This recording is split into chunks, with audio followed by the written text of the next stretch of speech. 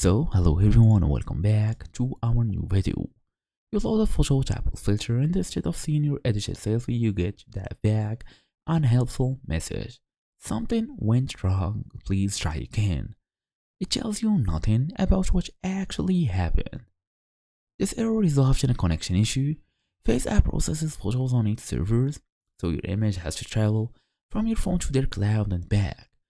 If that connection gets interrupted or these servers are overloaded, you get this type of errors.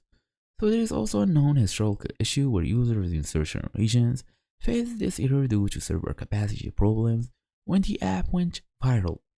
The good news is that it's usually temporary. So fast and easy as usual, let's go through how to fix something went wrong error in FaceApp.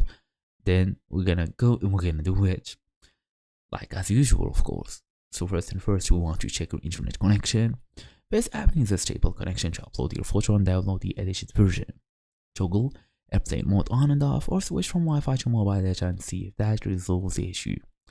Also on a speed test, if you are unsure, you will basically want decent upload speed. Then we have to try to clear the cache and data. We have to go through the app. You can easily access through settings, apps, FaceApp storage, or long press the app, tap on info, all the way down to storage, then click the cache from here and data from here if needed. So basically that's the idea whatsoever. I don't know if the screen is well centered. Anyway, so as you see guys, there is no direct cache clear on iPhone, so we have to delete the app and reinstall it fresh from the App Store. Thank you all for watching. I'll see you all in the next video.